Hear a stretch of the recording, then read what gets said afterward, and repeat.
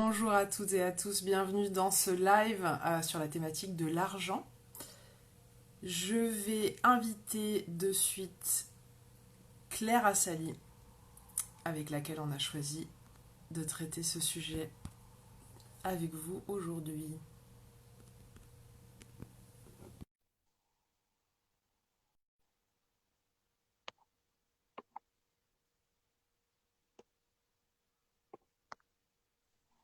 Coucou Maria, Coucou Claire, comment tu vas? ça va bien? Et toi? Oui, très bien, écoute. Salut Kim, on a déjà Kim qui nous rejoint. Bonjour. Super. Bienvenue à toutes et à tous pour ce live sur la thématique de l'argent. On va peut-être commencer par se présenter à vous, Claire. Est-ce que tu veux dire quelques mots concernant tes activités? Ok. J'exerce en ce moment en tant que coach et en tant que praticienne en massage. Et je suis contente de te retrouver ici parce que j'ai créé l'année dernière un podcast sur l'argent et que ça a été l'occasion de notre première conversation à toutes les deux sur le sujet. Voilà, le podcast était sur Radio Médecine Douce et vous pourrez le retrouver sur tous les épisodes sont sur mon site direct. Donc, on vous mettra tout dans les bios, dans les commentaires et tout après. Vraiment. Alors, je sais pas si toi tu m'entends bien, moi j'entends un petit peu entrecoupé. Je sais pas si tu as l'habitude de mettre des écouteurs ou pas pour les lives. Non, là je pourrais pas techniquement. Ça marche, ça marche. Et bah écoutez, Moi, n'hésitez pas à nous dire dans les commentaires si le son est bon, parce que ça peut des fois coincer un peu chez nous et être bon pour vous en tout cas.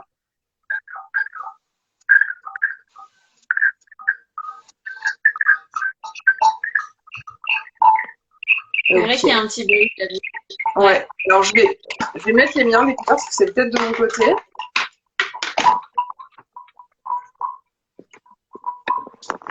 Hop. En tout cas, merci d'être avec nous, c'est trop cool. De quoi? Ah, ça y est. Ah, c'est mieux. Alors merci Kim, il y avait un écho. Est-ce que l'écho a disparu en mettant mes écouteurs? J'ai l'impression que oui. Ça m'a l'air pas mal. La Moi, technologie. Bonjour à ceux et celles qui nous rejoignent. Merci de votre présence. Ouais, ça a l'air bien, top. ouais. Alors oui, effectivement, on s'était rencontrés sur Radio Médecine Douce, et c'est aussi pour ça qu'on voulait vous proposer le thème de l'argent. Hein. C'était ce thème-là qui nous avait réunis la première fois. Et l'idée pour nous aujourd'hui, c'était de vous donner. Alors on a pris un titre volontairement un peu provoque et un peu marrant, mais pour un sujet qui est souvent traité de manière peut-être un peu trop sérieuse ou en tout cas très intense et très chargée. L'idée, c'était aussi de pouvoir remettre un petit peu de légèreté ici et de vous partager en fait les éléments qu'on pouvait comme ça avoir notés comme étant importants et intéressants pour vous à l'occasion de nos explorations à la fois personnelles et puis dans nos accompagnements divers et variés. Peut-être un petit mot sur là où les gens peuvent te retrouver, Claire, sur tes activités.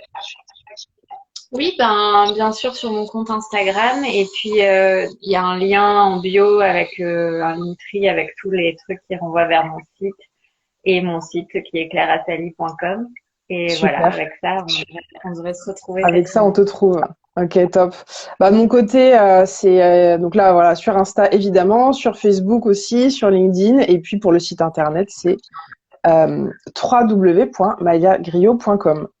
Moi, je voulais te proposer, Claire, de commencer par la question de l'abondance, parce qu'en fait, quand on s'intéresse à la question de l'argent, alors ça peut être parce qu'on a envie de se créer une vie meilleure, une vie plus abondante, ça peut être aussi parce qu'on traverse à certains moments des difficultés ou des zones un peu troubles par rapport à l'abondance financière. Et je trouve que ce qui peut être intéressant dans ces deux situations qui sont assez différentes, c'est de considérer l'abondance comme quelque chose de global, comme quelque chose qui peut se retrouver dans plein de domaines. Et en fait, en termes d'exercice, ce que je peux proposer, c'est de faire en fait des listes de gratitude de prendre conscience de tout ce que vous avez déjà dans votre vie. Ça peut être la qualité d'un lien amoureux, des amitiés, des objectifs professionnels que vous auriez déjà atteints, des relations familiales, un lieu de vie qui vous convienne, et de peut-être de pas rester tout le temps en fait le nez collé à la question de l'argent, mais d'élargir un peu sur la question de l'abondance. Qu'est-ce que t'en penses, Claire? Bah, en fait, ce que je trouve pertinent dans ce regard-là et dans le fait même de lister, de faire le point sur à quel endroit de ma vie je peux ressentir de l'abondance, c'est que ça permet en fait de quitter la sensation de manque qui est souvent le point de départ du travail sur l'argent, enfin, du travail des interrogations et des recherches. Et effectivement, et en fait, se mettre à travailler sur soi, sur l'argent depuis le manque, en fait, c'est pas bon parce que ce qu'on veut justement, c'est euh, quitter cette expérience-là. Donc oui, donc commencer à regarder où il y a de l'abondance dans sa vie, dans son propre corps, dans l'air, dans l'eau, dans la lumière et aussi de manière plus tangible, comme tu l'as dit, voilà, dans des relations, dans des expériences. Et par exemple, et après, je trouve que ça aide aussi à faire des analogies, de se dire, bah, si par exemple en amitié je ressens de l'abondance, parce que j'ai aucun doute sur le fait qu'il y a toujours des amis dans ma vie et que c'est fluide pour moi de rentrer en relation et de faire vivre mes amitiés, bah, il n'y a pas de raison. Il y en a, bien sûr, il y a des blocages, mais en vrai, ça veut dire qu'on a la capacité à le dupliquer sur un autre thème qui peut être l'argent. On peut créer la même abondance dans d'autres domaines. Donc, il y a l'idée, effectivement, peut-être de travailler à intégrer, à avoir conscience de sa capacité de création. Ouais, Si dans votre vie, vous avez réussi déjà à manifester ce que vous vouliez, des choses de l'ordre de l'abondance dans certains domaines, alors effectivement, ça peut être aussi la nature, le fait d'être dans je sais pas, dans une ville qui vous plaît, enfin peu importe vraiment, tout domaine confondu, que ce soit des domaines matériels ou poétiques ou artistiques. Euh, L'idée, c'est de faire rentrer en fait de manière peut-être un peu plus importante dans votre champ de vision votre pouvoir créateur et de constater ce que vous avez déjà réussi à faire, soit récemment, mais soit aussi peut-être sur l'ensemble de votre vie, parce que c'est vrai que souvent, alors je sais pas ce que tu en penses, mais il y a des gens qui peuvent avoir cette tendance à obtenir ou faire des choses et très vite passer à la suite.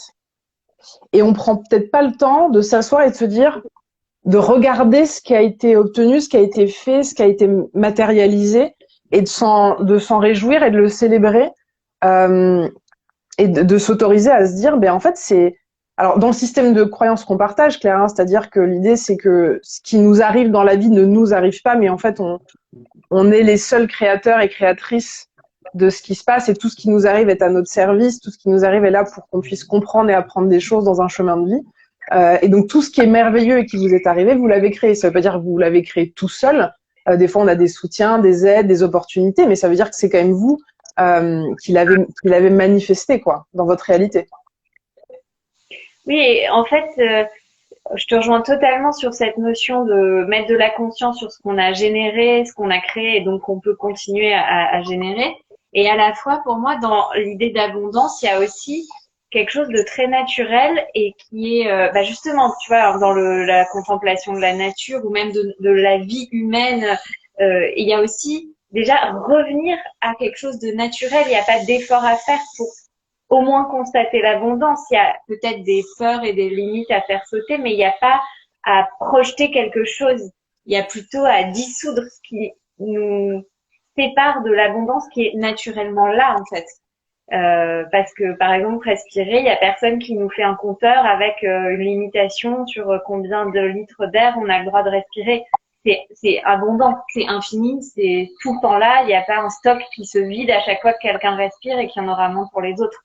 Tu vois? Et du coup, je trouve qu'il y a vraiment une notion de se dire l'abondance, c'est notre nature d'existence. Après, peut-être que je l'expérimente pas parce que j'ai peur de pas mériter, j'ai des croyances, j'ai tout un système dans lequel j'ai baigné et que je continue de nourrir j'ai vraiment l'image de, tu sais, d'un truc qui resserre. Mais Oui. si ça, tu le dis tout par juste de la conscience, bah, en fait, il y a zéro effort à faire. Après, ça te parvient en grand. Mm. C'est hyper intéressant, je trouve, ce que tu viens de dire sur l'idée de limitation. C'est-à-dire, en gros, t'as parlé de ça par rapport à l'air, mais ça s'applique vachement, je trouve, dans les croyances limitantes sur l'argent. Euh, il y a comme une idée selon laquelle la quantité d'abondance financière matérielle disponible était limitée, comme un gâteau. Et en fait, s'il y a quelqu'un qui en prend une grosse part, il va en priver les autres. Et le gâteau est fixe. La part disponible d'abondance est fixe. Donc vous voyez immédiatement ce que ça entraîne, l'effet boule de neige de cette croyance-là. Ça veut dire qu'en fait, si j'ai trop d'argent, je prive d'autres gens d'argent qui vont être dans le manque et qui vont peut-être avoir faim, etc. L'idée selon laquelle il y a des gens qui mériteraient et d'autres pas. Et les gens qui auraient de l'argent seraient voilà des voleurs, des égoïstes, etc. Alors que si on prend effectivement ton analogie avec l'air, ça n'a rien à voir. Donc là, ça peut être une proposition à voir si jamais vous avez l'impression qu'il y a des choses qui bloquent ou en tout cas qui rendent pas fluide l'abondance financière chez vous, c'est d'aller bosser vos croyances limitantes sur la manière dont vous avez inconsciemment engrammé ou enregistré la considération de la disponibilité en fait de l'argent qui, selon moi, est une énergie et pas une quantité fixe disponible de, je sais pas, de billets ou de lingots ou de pièces. Et en fait, ça ne peut pas être modifié. L'idée, c'est de voir à quel point les visions qui ont pu vous être transmises, alors par la société, par les films, par vos parents, par vos expériences, et peut-être de faire le tri dans ce que vous allez vouloir garder de ces idées-là et dans ce qui, a priori, ne va pas vous servir. Et pour savoir si ça vous sert ou pas, vous pouvez tout simplement observer comment vous vous sentez quand vous y pensez. C'est-à-dire, si moi je pense à l'idée du gâteau fixe avec les parts, ça me serre un peu l'estomac. Ça me va pas. Alors que si je me dis c'est comme de l'air, et en fait, il y en a largement assez pour tout le monde. Après, je laisse de côté la question de la répartition, les problématiques réelles de la planète, parce que ça, c'est un vrai sujet, mais c'est un autre sujet. Mais si je me dis c'est comme l'air, en fait, on a plus que ce dont on a besoin, et donc chacun a le droit à une abondance infinie d'air. Je me sens quand même vachement plus sereine et ouverte forcément aux opportunités et au partage, quoi. Complètement. Et c'est marrant parce que ce qui me vient là en t'écoutant, c'est la notion de frustration. Et elle était liée aussi pour moi dans le choix de ce titre parce que tu vois, quand on est avec cette considération des croyances qu'on a intégrées, et puis maintenant, on comprend qu'on a la liberté de les trier, de les choisir, d'en garder certaines qui nous sont bénéfiques et puis d'évacuer les autres et tout. Je sais pas, je me dis, mais alors pourquoi qu'est-ce qui fait qu'on se maintient soi-même, au-delà de que nos parents, notre société, nous a donné, dans des situations de frustration? Et le titre qu'on a choisi, Raboule le fric, moi, il me faisait rire parce que aussi, on avait envie de diriger notamment cet échange-là de maintenant vers les thérapeutes, les accompagnants, les coachs, etc. Et en fait, je me disais, mais des fois, il y a beaucoup de choses en même temps, mais parfois, on peut refuser finalement l'abondance dans sa propre vie et se faire vivre de la frustration. Et ça peut être fondé sur des croyances et une forme presque d'hypocrisie dans le rapport à l'argent. Tu vois, de genre, bah non, moi j'aime pas vraiment ça, j'ai des valeurs plus hautes, je privilégie d'autres choses, etc. Mais en vérité, quand on fait tout ça, il y a Raboule le fric. En fait, on peut arriver à un truc de bah oui, en fait, j'ai envie d'avoir de l'argent parce que c'est beaucoup plus agréable dans notre société puisque tout circule grâce à ça. Oui, j'aime avoir des belles choses. Tu vois, enfin, genre voilà, un truc de si on enlève un bouchon de frustration, bah il y a un truc de Raboule le fric. Et je trouve ça assez drôle en fait de s'autoriser à avoir envie d'un truc et à assumer d'aimer aussi quelque chose pour ce que c'est. Enfin. Ouais, de lever l'espèce de tabou, comme quoi l'argent serait chargé d'une énergie, je sais pas, malsaine ou mauvaise. L'argent, il est neutre, hein, lui, il a rien demandé à personne, c'est une énergie libre. Et c'est nous qui allons projeter dans cette énergie ce qu'on a envie d'y voir ou ce qu'on a engrammé inconsciemment. Et je trouve ça hyper intéressant, effectivement, en particulier par rapport aux personnes qui sont dans l'accompagnement. Alors récemment, j'ai eu l'occasion de proposer un séminaire sur l'argent aux élèves d'une école de naturopathie. Donc on est vraiment on était sur des problématiques argent et spiritualité, argent et relation d'aide, argent et accompagnement, avec toute l'idée selon laquelle gagner confortablement sa vie en accompagnant les gens serait un abus de faiblesse de personnes en situation de besoin. Le truc bien tordu et qui pour moi se relie à quelque chose d'un peu plus global, d'un peu plus ancien, qui est l'impossibilité du lien entre argent et spiritualité. On peut pas être à la fois dans des grands principes de spiritualité, des principes d'amour, des principes machin, et avoir et vouloir une vie confortable, être payé correctement par rapport aux services rendus. Et en fait, pour moi, ces idées-là, elles desservent tout le monde. Tout le monde dans l'équation y perd. Parce que comme pas du tout mis à jour, en fait, c'est parce que c'est des reliquats de la vie religieuse qui impliquaient, tu vois, une notion de sacrifice et aussi le fait d'être extrait de la société, enfin d'être hors du monde, de pas avoir de besoins matériels, une négation du corps, de la matière, etc. Et en fait, quand tu as dit relation d'aide, en fait, j'ai l'impression que, tu vois, effectivement, aider quelqu'un et le faire payer, enfin, c'est genre hyper contradictoire genre, c'est pas rendre service, en fait. Ouais. Tu l'aides pas, en fait, puisque tu lui demandes un truc après. Enfin. Alors qu'en fait, moi, ce qui me semble très clair, et j'imagine toi aussi, c'est qu'en fait, quand quelqu'un propose des services à la personne, déjà, ces services et le temps ont une valeur intrinsèque que chacun va fixer comme il l'entend, comme c'est juste. Mais c'est une valeur parce que il y a quelque chose, il y a un apport qui est fait à l'autre. Il y a des résultats. Alors ça dépend des accompagnants, mais il y a des résultats qui peuvent être attendus. Il y a des années en général de travail derrière sur la capacité, l'acquisition de compétences et de connaissances qui permettent ce service.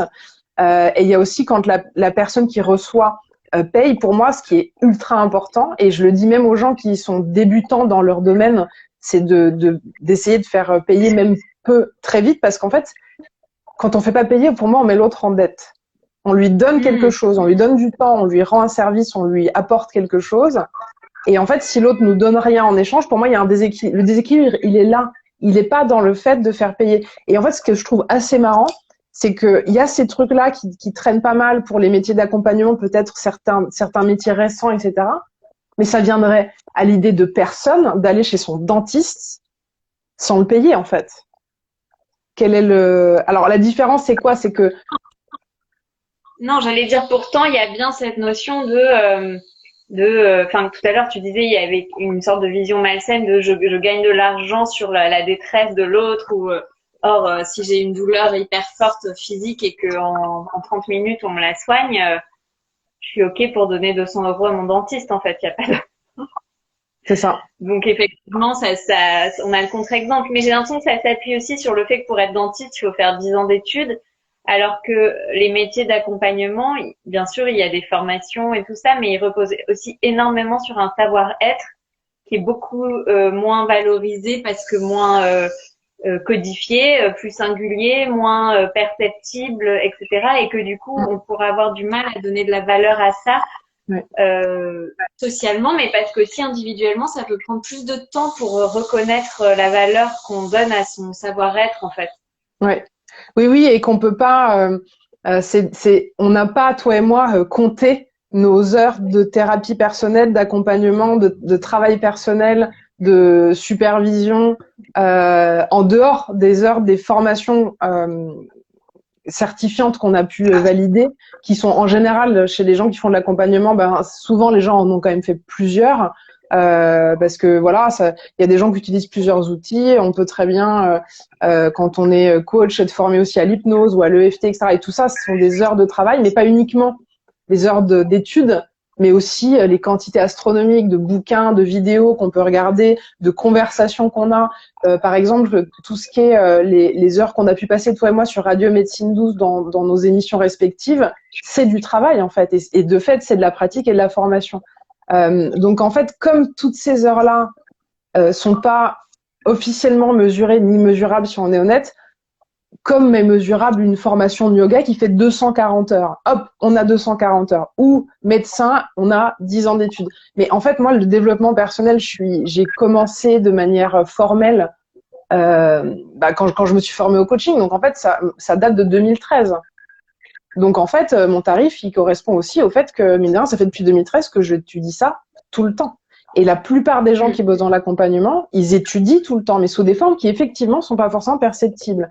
Et eux-mêmes, n'en ayant pas conscience, eux-mêmes ne rendent pas légitime le fait de faire payer des séances 70, 100, 200, 300, 500 euros, que sais-je, parce qu'en fait, ils ont pas pris le temps de remettre la caméra, tu vois, sur pas forcément sur eux-mêmes, mais en tout cas sur ce qu'ils font au quotidien. Moi, je dis parfois aux entrepreneurs qui sont dans ces domaines-là et qui ont l'air d'être très chargés en termes de quantité de travail, je leur dis, mais comptez vos heures. Mais comptez toutes les heures, c'est-à-dire tous les calls qui sont faits pour échanger. Par exemple, toi et moi, tu vois, pour ce live, on s'est appelé, on s'est envoyé des messages vocaux, on s'est envoyé des... Et donc, en fait, l'idée, c'est que si on voulait compter notre temps de travail, c'est tout ça qu'il faudrait compter, parce que tout ça, c'est du travail. Donc, en fait, j'ai envie de vous inviter à essayer d'être assez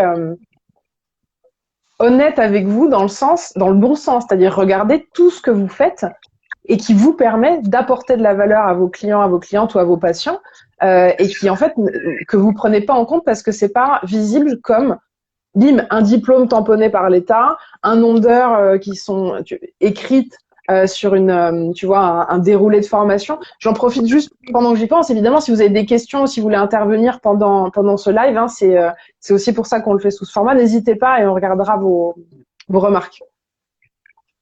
Oui. Là, ce dont tu parles finalement, enfin, c'est vraiment cette notion de donner de la valeur financière à son travail. Mais et c'est vrai que ça peut être tellement pas décousu, mais partout et tout le temps quand on est dans ces domaines-là. Tu vois, moi, si j'essaye de regarder vraiment à quel moment ça a commencé mon exploration des comportements humains, de la vie émotionnelle et tout, en fait, moi, j'ai fait mon école de théâtre en 2003, tu vois. L'école de théâtre, c'est ça, 35 heures par semaine, en fait. C'est comprendre les mécanismes de l'émotion, comprendre les différentes facettes de la personnalité, dealer avec le dépassement de l'ego, jouer plusieurs rôles, incarner, donc tu peux me dire en fait ça a 19 ans cet espace magique de connexion à moi et de compréhension des comportements humains et donc effectivement, c'est même si ma certification de coach elle a 6 mois, c'est toute une vie en fait qui est tournée vers ça. Absolument.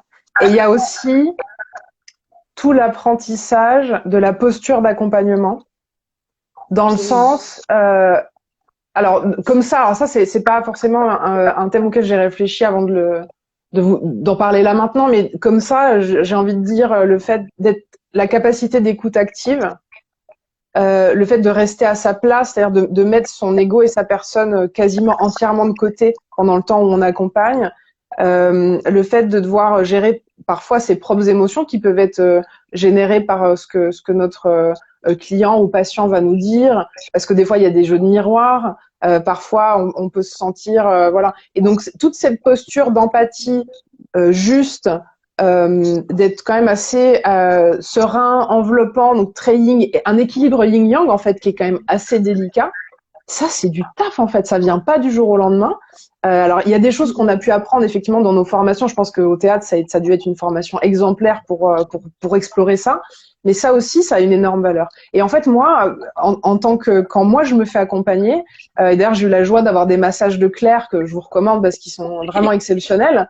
Moi qui suis quelqu'un d'hyper pudique, par exemple, j'ai une très grande pudeur et c'est vrai que voilà, pour moi, c'est pas forcément hyper simple d'aller déposer mon corps en fait à ce que quelqu'un puisse entrer dans un toucher thérapeutique et créer comme ça un lien de confiance l'espace d'une séance. Et je me suis sentie hyper à l'aise avec Claire tout de suite. Et en fait, je suis bien consciente que l'espace que Claire crée pour recevoir les personnes qu'elle masse, il y a du boulot derrière. C'est pas un truc. Alors évidemment, on est aussi très connectés, on a aussi plein d'infos qui nous viennent du divin et tout n'est pas travail et galère, soyons bien clairs. Mais il y a une partie qui nous est donnée et il y a une partie qu'on va fabriquer et qu'on va manifester. Et donc ça aussi, c'est à prendre en compte quand. De quoi? Pardon. Non, je dis c'est vraiment une histoire de pratique. Oui, C'est pas forcément du travail, labeur, effort, galère, mais bien il y a sûr. un engagement dans la pratique en tout cas, c'est Oui, sûr. dans une pratique, une réflexion et puis une intention de la création d'un espace dans lequel l'autre soit suffisamment bien pour pouvoir déposer ce qu'il a à travailler. Alors Complètement. moi, quand j'utilise le mot travail, c'est avec beaucoup de joie parce que j'aime beaucoup ce que je fais, etc. Vous voyez, si vous voulez changer de vocabulaire, si pour vous c'est pas forcément un truc facile à concevoir de cette manière-là. Mais j'ai vraiment envie de vous proposer, en tout cas, pour les personnes qui nous écoutent et qui sont dans l'accompagnement, ou pas d'ailleurs, je dis ça parce que ça s'applique à tout le monde, prenez un temps pour réfléchir et prendre conscience de la valeur de ce que vous apportez aux gens dans l'activité qui vous rapporte de l'argent. Parce qu'en fait, il y a un équilibre. Il y a un vrai équilibre. Et donc, parfois, vous allez peut-être vous dire, mais finalement, après avoir écouté tout ça, en fait, mes tarifs, ils sont pas ajustés. J'ai besoin de les changer, j'ai besoin de les augmenter parce que ça ne représente pas la valeur de ce que j'apporte aux gens. Et autorisez-vous Pour moi, peut-être à vous demander. excuse-moi, pour moi, il y a un petit indice aussi par rapport à ça. Je sais que quand je commence à être fatiguée après mes séances justement à répétition, alors que j'ai pas de fatigue physique ou même énergétique. Souvent, c'est un indicateur que je dois réévaluer en fait ce que je reçois en échange de ce que je donne financièrement parce qu'il y a quelque chose qui commence à se déséquilibrer. Donc, ça peut être si on est à l'écoute de ça, un découragement, quelque chose, une fatigue globale en fait par rapport à faire ça. Bon, ça c'est pas non plus toutes les semaines, hein, mais mais il y a des moments comme ça où c'est ressenti et en fait, il suffit de réajuster pour que ça disparaisse. Je suis hyper d'accord. C'est complètement cette chose que j'ai vécue. Hein. Il y a des moments, et d'ailleurs c'est aussi pour ça que je suis partie de mon ancien boulot, c'est que le salaire correspondait plus à ce que j'étais en capacité de fournir, et donc ça crée un décalage. Et en général, ça tire un peu. Et donc ça peut être des ressentis dans le corps, effectivement, de fatigue, de découragement. Ça peut être des agacements aussi. Si d'habitude vous aimez votre boulot et que d'un coup les gens vous agacent, peut-être ça peut être un indice aussi qu'en fait c'est pas la personne le problème, mais c'est le cadre que vous avez proposé qui en fait vous convient, est devenu obsolète parce qu'au fur et à mesure du temps, vous avez gagné en compétences et en capacité et que ça correspond plus à ce que vous aviez fixé.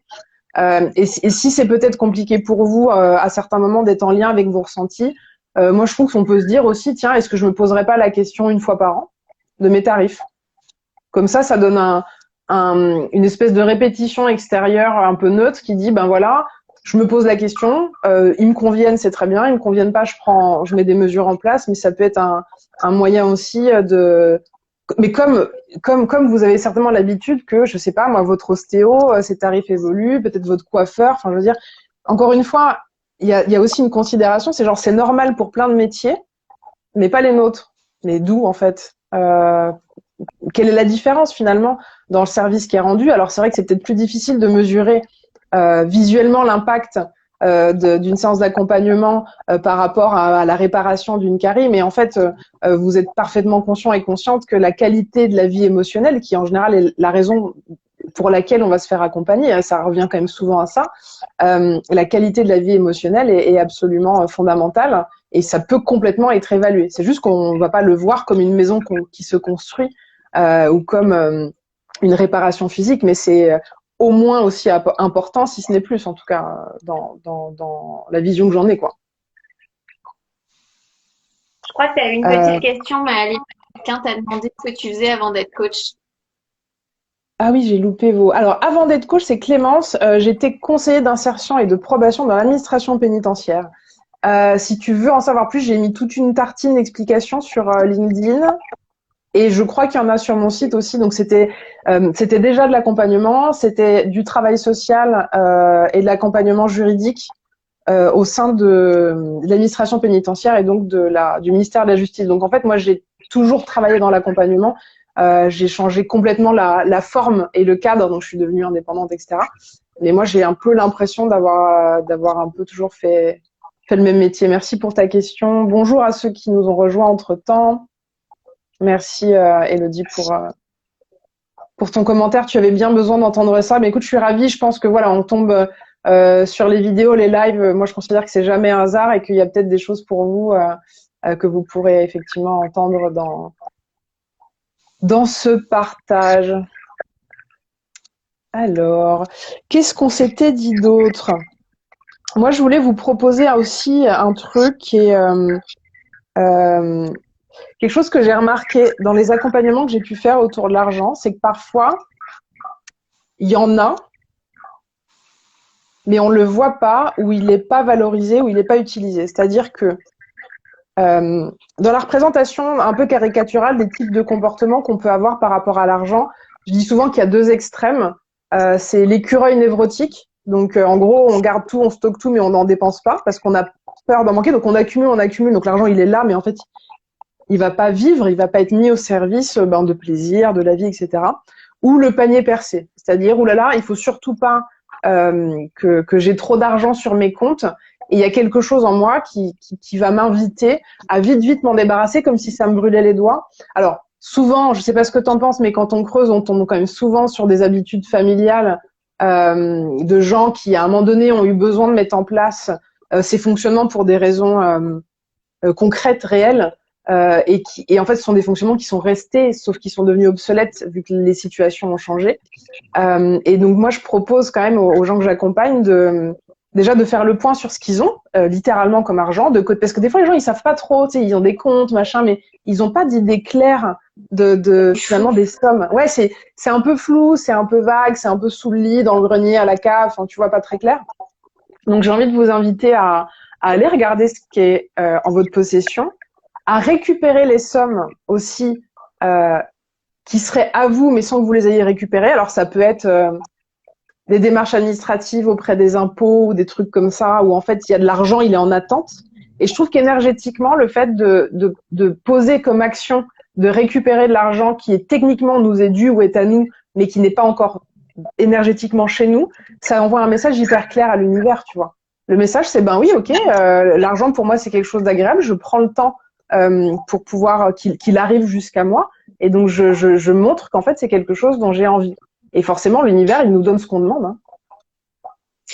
Quand tu as évoqué les deux archétypes là, d'écureuil qui garde tout et de panier percé, le mot qui m'est venu en commun, c'est la culpabilité, tu vois, et vraiment comme énergie très souterraine qui alourdit encore beaucoup nos rapports à l'argent, parce que d'un côté on aurait voilà la culpabilité de jouir de l'argent, de le faire circuler, d'en profiter en fait, qu'il soit vraiment ce qu'il est, c'est-à-dire un moyen de, et de l'autre côté une culpabilité à en avoir, et du coup tu vois à être riche peut-être, ou à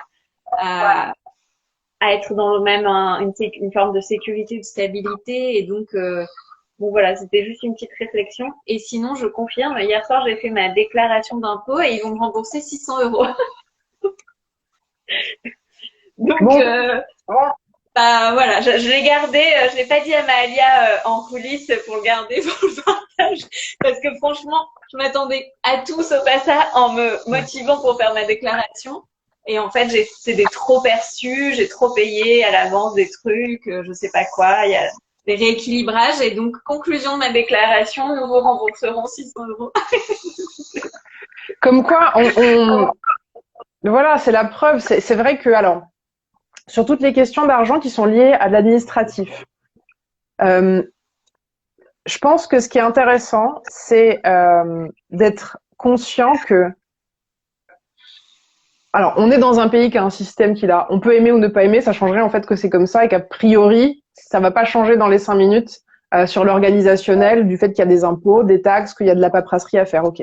Alors, hormis les personnes qui souffriraient effectivement de phobie administrative et de peurs très très ancrées, auquel cas là il y a besoin d'un travail, moi j'invite vraiment les gens quand l'argent fait partie de leur demande dans l'accompagnement, à commencer, comme je disais tout à l'heure, sur le fait de mettre à plat leur situation. Parce que ça permet parfois effectivement de retrouver, en fait, de se rendre compte qu'il y a déjà beaucoup plus d'argent que ce qu'on croit, ou alors de se rendre compte qu'il y en a moins, mais au moins on part sur du réel. Et en fait, je trouve qu'il y a un truc qui est hyper chiant quand on est sur des peurs, parce que l'argent, la peur qui est derrière le manque, c'est vraiment la question de la survie. Donc on est en inconscient sur quelque chose de très archaïque, donc qui peut être très profond et très fort. Et donc l'idée, quand on est sur des peurs comme ça, c'est de pouvoir poser les choses sur la table et de manière concrète et simple, en notant tel chiffre, tel truc, tel machin. Comme ça permet aussi de rassurer la partie de nous qui croit que demain on va décéder en fait, parce que c'est rarement le Oui, cas. oui. Et ça, enfin, je peux vraiment faire un partage d'expérience parce que moi, pendant longtemps, j'avais ce genre de, j'avais beaucoup de mal à aller mettre de la clarté, à suivre des comptes de manière très régulière et donc très claire et tout. Et, et c'est marrant parce que ce que je peux partager, c'est que des fois, nos représentations de nous-mêmes nous leurrent complètement sur ce qui est en train de se passer techniquement sur le compte. Par exemple, moi, je me souviens très bien l'année dernière, je m'étais acheté, même, c'est un très bon outil, je trouve, en tout cas pour faire l'expérience d'une gestion de budget momentané. Un carnet japonais, ça s'appelle un Kakeiko. C'est vraiment le petit carnet de compte des japonaises. Enfin bref, qui tenait les budgets avant. C'est un peu à l'ancienne, mais ça peut être utile à un moment. Et en fait, dans ma sensation, je me voyais dépenser trop. Et en faisant mon budget, mes comptes à jour, je me souviens d'un mois où en fait j'avais dépensé, mais au centime près ce qui était rentré. Donc en fait, j'étais totalement à l'équilibre et j'étais pas du tout en déficit et en inconsciente et en train de faire n'importe quoi. Alors c'est ça que je me racontais de moi. Ouais. Et donc, Ouais. je trouve que voilà, la vertu, en fait, elle est de corriger une version erronée qu'on a de soi-même. Ouais. Enfin, après, moi, j'ai quand même un peu de mal à être hyper rigoureuse avec enfin, dans ce Alors, pour moi, l'idée, bien sûr, l'idée est pas forcément de tout surveiller tout le temps, mais en tout cas, de commencer par un bilan clair, c'est-à-dire il y a ça, il y a ça, il y a ça. Peut-être de faire son budget, mais ça suffit de le faire une fois, alors de le faire sur un mois ou deux ou trois. Quand je parle de budget, c'est d'avoir dans les grandes lignes qu'est-ce qui part dans le domestique, c'est-à-dire appart, facture, qu'est-ce qui part dans les loisirs et c'est quoi les loisirs, parce que moi j'ai déjà eu aussi une cliente qui gagnait très très bien sa vie, mais qui avait du mal à faire des. Donc ça c'est sur la partie un peu argent qui dort, qui avait envie de faire des investissements, mais qui avait un peu du mal à s'engager dans des projets, tu vois, vraiment d'abondance financière au sens large, c'est-à-dire j'ai suffisamment d'argent pour pouvoir le placer dans des projets pour le futur, pour moi, pour ma famille, machin. Et en fait, elle avait l'impression, elle s'était raconté l'histoire que, en gros, elle claquait beaucoup de thunes dans des trucs genre resto, machin, truc. Et en fait, quand elle a fait son budget, c'était une blague parce que elle s'est rendue compte que son argent partait quasiment que pour sa famille. Et que donc, alors moi, parce que c'était en lien évidemment avec sa vie, etc. Et c'était en lien avec le fait que et ça retombe sur ce que tu disais tout à l'heure de la culpabilité, cette femme avait imprimé dans ses croyances pour des raisons très précises de son histoire personnelle qu'en fait, sa mission, c'est la grande sœur, tu vois, et sa mission, c'était de prendre soin de sa mère, de ses frères et sœurs, etc. Et donc, le fait d'avoir pu faire son budget, on l'a fait qu'une fois, tu vois, et qu'elle a regardé, voilà, j'ai mon salaire, c'est tant, ça part là, en gros, et c'est même pas la peine de faire au centime, ça part là, là, là, en gros, et ben, elle s'est bien rendue compte qu'elle dépensait, en fait, très peu pour elle-même, et que ça venait mettre même en lumière un sujet qui expliquait les trois quarts de ses problématiques. Évidemment, il n'y avait pas de mec dans son champ de vision puisque tout était centré sur sa famille. Il n'y avait pas de place en fait pour accueillir, si tu veux, quelqu'un qui soit à un niveau égal, tu vois, en termes de posture, et qu'il y avait zéro espace, tu vois. Donc en fait, souvent, je trouve que le sujet de l'argent et de la gestion de ses finances, c'est un sujet aussi qui est intéressant parce que symboliquement, il va vous révéler des choses. Après, pour que ça vous révèle des choses, il va s'agir à un moment donné d'aller voir ce qu'il y a. Parfois, vous allez pouvoir le faire seul. Parfois, ça va être plus confortable qu'on vous tienne la main pendant un temps, comme on peut le faire, Claire et moi, avec nos clients. Mais je vous assure que à partir du moment où vous allez choisir d'aller voir ce qui se passe, comme dans un coffre au trésor, tu sais, tu ouvres le truc et tu regardes ce qui se passe, il y a peut-être des découvertes qui sont pas très confortables, mais ce qui est sûr, c'est que ça va vous permettre d'aller travailler des choses qui étaient peut-être en attente. Et vous allez pouvoir passer à l'étape d'après. Parce qu'en fait, une fois que vous avez mis à jour ces systèmes-là, bah, ils peuvent plus avoir le même impact sur vous si vous en êtes conscient et que vous les avez vus, en fait. Donc, c'est vrai que c'est pas forcément confortable d'aller regarder tous ces trucs en face, mais alors, les bénéfices sont immenses. Et pas que dans l'argent, pour le coup. Parce que typiquement, ça peut ouvrir aussi des espaces à d'autres choses, comme les relations sentimentales, comme des partenariats aussi. Si vous clinez votre rapport à l'argent et que vous êtes peut-être quelqu'un de méfiant, ça peut être compliqué de mettre en place des partenariats financiers avec des confrères ou des consoeurs. Et c'est hyper intéressant de voir ce qu'on peut co-créer, comme on est en train de le faire là avec Claire. Alors j'ai vu une remarque tout à l'heure à laquelle je voulais donner une indication. Je me rends compte que j'ai du mal à vendre de l'impalpable. Alors c'est vrai que nos métiers, c'est vrai que moi je dis souvent que je peux pas montrer une maison que j'aurais fabriquée quand j'essaie d'expliquer ce que je fais.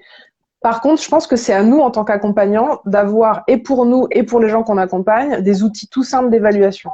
Et en fait, le truc de base que moi j'utilise depuis que je me suis formée, c'est la fameuse échelle de 1 à 10 qui permet d'évaluer tout et n'importe quoi, y compris émotionnellement.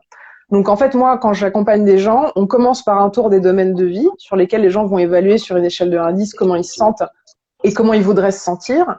Et c'est un truc, alors désolé, spoil pour les gens qui viendraient bosser avec moi, mais c'est un truc qu'on refait à la fin. L'évaluation, elle est limpide. Alors ça veut pas dire que tout a toujours augmenté parfaitement dans ce qu'on voulait, parce qu'il y a aussi des trucs qui vont baisser, parce qu'il y a des situations, il y a des choix qui vont être faits, etc. Mais pour moi, si vous avez besoin de rendre mesurable ce que vous apportez aux gens, faites-le. Ça peut être fait, si je pense aux naturopathes, par exemple, quelqu'un qui viendrait pour des inconforts digestifs, eh ben, on peut évaluer ces inconforts et leur fréquence quand la personne arrive, et on peut le réévaluer au bout de la 3e consultation. Ça vous permet d'avoir un suivi qui soit palpable, en tout cas évaluable. Claire, je ne sais pas ce que tu penses de ça. Si, effectivement, c'est l'échelle de mesure, c'est hyper concret et simple à mettre en œuvre. Moi, c'est marrant, je me dis aussi, je regarde en vrai tout ce qui a changé dans ma vie au gré de des accompagnements que moi j'ai reçus en thérapie, en coaching individuel, en retraite, etc. Et en fait, le résultat, il est tellement spectaculaire visiblement, enfin, avec qui je vis, où je vis, ce que je fais, mes capacités, mes métiers, enfin, tout ce qui s'est transformé sans même, et bien sûr, mon ressenti, dans quelle disposition intérieure je suis, quel rapport à ma vie j'ai, que au cas où je trouverais ça impalpable, ce que je fais avec les autres, j'ai cette propre expérience qui me rappelle que c'est ultra palpable. Par contre, c'est vrai que c'est mouvant, que j'ai pas la main sur le timing, que la personne qui me consulte, a son propre rythme, sa propre, je sais pas. Oui, ses propres capacités d'évolution. Et que du coup, ni moi, on ne sait à quel moment quelque chose va concrètement bouger, mais par contre, je suis sûre que ça va bouger. Donc ça, j'ai pas de mal à le valoriser. Parce que pour moi, c'est indéniable en fait, qu'il va y avoir du changement, de la transformation. Bien sûr. Je pense à un autre truc aussi. J'avais proposé à un moment donné à des personnes que j'avais accompagnées de me refaire alors, dans l'idée de comment est-ce que je valorise ce que j'apporte à l'autre quand je suis dans le métier d'accompagnement et que financièrement, j'ai pas l'impression d'être là où j'ai envie d'être. Le témoignage peut être hyper intéressant. C'est-à-dire que d'inviter les personnes que vous accompagnez à vous faire un retour avec leurs mots, ça vous permet de voir ce que vous donnez à l'autre par son filtre. C'est l'autre qui va vous dire, voilà, en ayant bénéficié de ton accompagnement, il s'est passé ça, ça, ça.